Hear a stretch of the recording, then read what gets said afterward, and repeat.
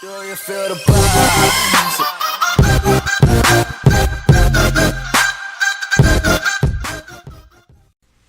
What's up, YouTube? It's Carolina Calvin coming back to another video. And in this video, I wanted to give my review of Guardians of the Galaxy Volume 2. Now, the movie came out Friday, May 5th. I didn't get a chance to see the movie until Sunday. I watched it a second time on Monday. Didn't get a chance to do a review. I'm going to do the review now. And I was talking with people on Twitter. Should I still do the review? So I'm going to call this Guardians of the Galaxy Volume 2 review, the late edition. Sounds fucking stupid, but it is really late. But one thing I can do spoilers, because say I did the video Friday, I still probably would have ended up doing spoilers, because I would have ended up saying something that was a damn spoiler. Suck at not saying, pretty much holding back on not giving spoilers. Terrible at it. So there will be spoilers if I didn't get that message through. So to be clear. Now this is what, the 17th movie in the MCU? Some shit like that. Quite a few movies in. So the formula, people are tired of the formula of the whole comic movies. But I feel as though this one is different than the other ones. Kind of like how Doctor Strange was different. Guardians of the Galaxy, even the first one, second one, Doctor Strange, even the upcoming Thor Ragnarok, feel different. Scope, Doctor Strange had the magic, traveling through different dimensions, just something just completely different from your Iron Man's, your Captain America's, your whole Avenger, of course, your Avenger movies. Just feels completely different. This one's like, you get to see the entire galaxy, you get to see different aliens. It just, in terms of scope, it feels larger. And it feels disconnected from those other MCU movies. Even Doctor Strange made some connections to the Avengers, to the next Thor movie. But this one, even post credits, really no mention. The first one had more mentions of the overall connection. They showed Thanos. They had the Power Gem, which of course both connect to the Infinity War movies. That one had more of a connection. This one did not. And of course, I'm going to compare these two movies. Was Volume 2 better? Was it worse? People want to know these things. So I'm going to let you know what I think. I'm going to start with the things I liked. I thought all the characters did a good job. But to me, the two that stood out, Yondu and Rocket. Those to me are the two that stand out. As I said, it's going to be spoilers. The scene in the ship, even the scene leading to that, when Rocket was in he was on like that forest planet, and he had traps later. Well, this is when Yondu was tasked with, can't remember, the Golden People. The Golden People looked cool. And speaking of them, when they were in like the little remote pilot ships, it sounded like old school arcade / Atari game when they were shooting at them. I don't think anyone called that. That it's kind of sounded like a really old video game when they were doing that. Just something small. But in that scene when they're in the forest, where Yondu was pretty much trying to hunt the Guardians of the Galaxy down, Rocket had traps everywhere. You saw a lot of, that he could be prepared for anything. He talks shit. He's good with big guns. To be a small CGI raccoon, I can't believe me saying this, but he was great. He fixed stuff. He was a great pilot. He was, to me, really close to what you see in the comics. He talks a lot of junk, and I really enjoyed whenever he was on screen. And Yondu, I felt as though, was definitely better than he was in the first one. And the scene on the ship after they get captured and Yondu's men turn on them, when they get free and they just fucking shit up on the ship, that was great. And to me, that was one of my favorite scenes throughout the entirety of the movie, was that scene with them. So I feel those two characters to me stood out. You know, all those characters were pretty good. The chick with the two antennas, I can't remember her name. I didn't really. I mean, I guess she was supposed to kind of play like the naive, you know, kind of ignorant chick. Didn't really care too much about her. But Drax, in terms of what they're trying to do with the characters, obviously you go look at the comics. Same with Gamora, completely different. But even, you know, Batista, a guy who doesn't have a long laundry list of prominent acting roles, he actually said some funny stuff, which you got to give credit to writing for that. He actually has some funny moments, some funny dialogue, at least in terms of what's going on. That's, you know, how you do jokes. And it was, like I said, it was legitimately funny. So definitely a plus for that. If you can get Batista to be funny, you're doing something pretty good. You know, you're doing something pretty good if you can get Batista to be funny. But like I said, all the characters did a great job. Didn't really. I know a lot of people like Groot. I didn't really care too much for Groot. He did have some funny parts but it's mainly with the interaction with Rocket. So it's mainly Rocket. Like most of the scenes with Rocket were great. And you know, that's outside of when Groot was by himself and you saw him doing things. It was okay, but when you add Rocket to that, that's what made it good. And I can, you know, like I said, we're talking about a CGI raccoon and a talking tree, essentially. Well, he's not a tree in this one, but he's gonna be one.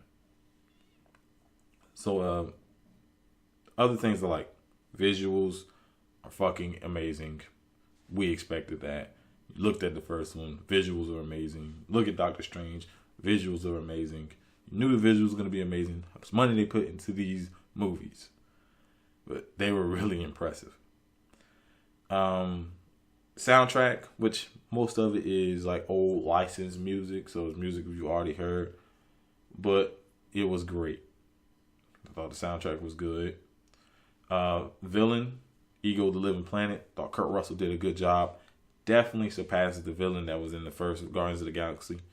Way better. Kurt Russell did a really good job. You know, wasn't a bunch of huge twists. You know, it was a twist where you find out, you know, he's Star-Lord's dad. He was trying to help Star-Lord, I guess, kind of, you know, his heritage or whatever. But in the end, he was a bad guy. He just wanted to use him so he could take over the entire galaxy. That's all it was. So, you know, pretty simple. And nothing wrong with being simple. You know, you have some comics that are very complex in terms of their story, but you got some ones that's simple. And there's nothing wrong with that. People just want to stay, you know, engaged. You know, you want to keep them engaged into the movie. And I'm pretty sure there's a lot of things that went completely over most people's heads. Because these characters are still not very well known outside of these movies. So anything new that they add is new to, you know, that it's not new to me. It's new to a lot of people that read the comic. That watch the movies. Yet they still are able to put ads in the scene. It's impressive.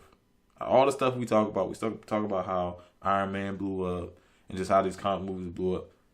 Use these characters where if we were talking about on a tier list or very low on the tier list, still put asses in the seats. And then that, like I said, that is impressive. And Groot was clearly there to sell toys. Obviously, right? But I'm pretty sure merchandising sales are going to be really high with this movie. Kids are going to love buying that. Other things that I liked, you know, like I said, like the characters, like the visuals, like the sound, like some, you know, dialogue, some funny moments with the dialogue. And I think that's, you know, those are the things that really, you know, even with just those things, turns out to be a good movie, right? And I feel as though it definitely is a good movie. A couple things I didn't like, and God, this is probably really stupid, but no mention like Nova. The Nova Corps did get mentioned. Nova Corps is still intact. And for Nova to be there, the Nova Corps has to be completely destroyed. So kind of get why it didn't get mentioned, or why there was no ties to it yet. Maybe in the next one. or whatever movie they decide to do is connected to it, or does Nova get his own movie? We don't know. So, and even in the post credits, you'll give no mention of any of that.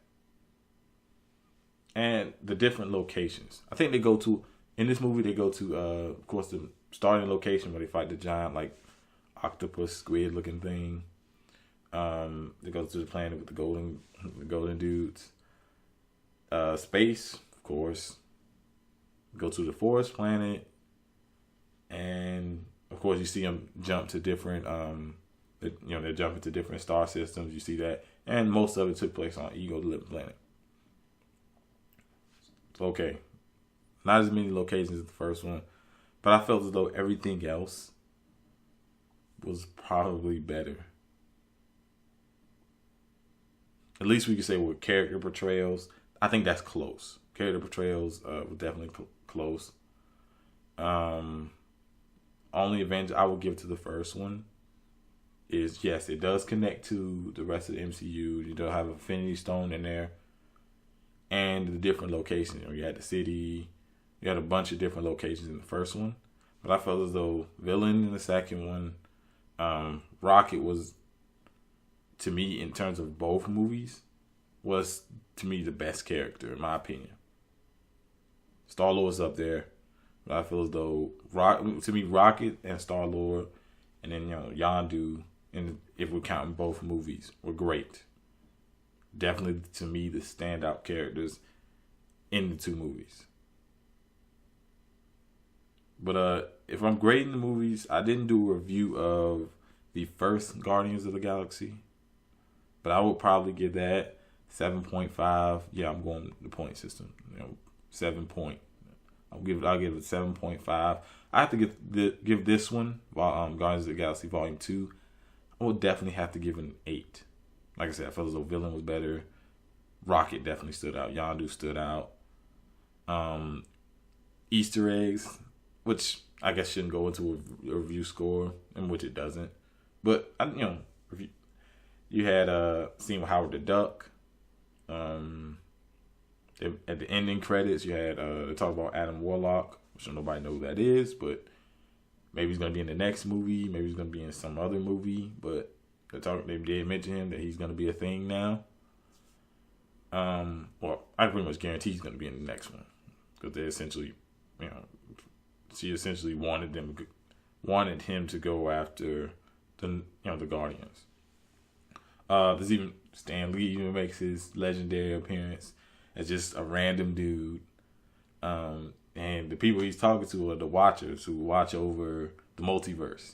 Read the comics, you know what that is. Most people are like, what the fuck are these bald-headed, big-ass head dudes? Those are the Watchers, if you don't know. So that was actually funny to see just Stan Lee just, where the hell is he? But you saw him jump into different star systems. That's when they saw him. Stallone, Ravagers, that was like a mid-credit scene. They're gonna do something with that coming into the future. I definitely wouldn't mind seeing that. Stallone's the man. Big fan of him in the 80s. I'm actually a fan of the Expendable movies for what they are. But maybe they'll do some. They clearly set up a movie. So they got two movies. They set up two movies. I'm sorry, it's my phone. They set up two movies with these post credits.